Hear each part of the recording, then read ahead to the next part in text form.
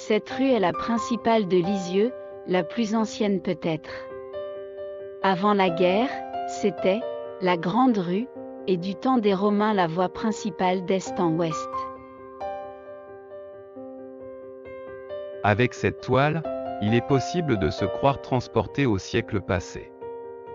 C'est en partie vrai, sauf que pour en donner l'illusion, il faut ignorer les fourgons en stationnement, ignorer toutes les terrasses de restaurants sur la rue à double sens en voie très étroite, ignorer les innombrables enseignes commerciales qui s'accrochent partout sur les colombages et ignorer les bâtiments modernes incrustés, mais, malgré tout, en respectant scrupuleusement l'architecture d'aujourd'hui. Cette partie de la rue qui de nos jours ne mène pratiquement nulle part, était, avant, celle qui menait au pont de Caen, donc la sortie de la ville franchissant la Touques, et bizarrement l'une des moins empruntées. La reconstruction d'après-guerre en a modifié l'utilité et comme elle ne comporte pas de plaque signalétique de nom de rue, elle est hors de connaissance des touristes, peu nombreux, il est vrai.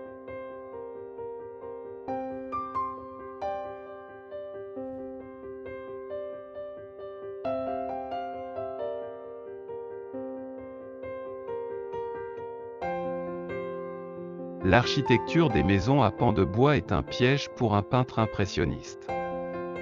La facilité, pour plaire, est de tomber dans le descriptif exact, l'anecdotique touristique, en clair, chaque bout de bois devrait être dessiné.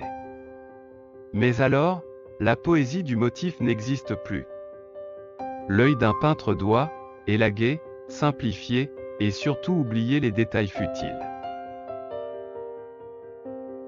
Le patrimoine urbain lexovien est, pour faire simple, divisé en deux parties, les rues anciennes qui ont survécu au désastre des bombardements et incendies de la Seconde Guerre, et les nouvelles, presque entièrement reconstruites dans une période compliquée et urgente. Si les vestiges des siècles passés sont intéressants, l'urbanisme contemporain est décevant.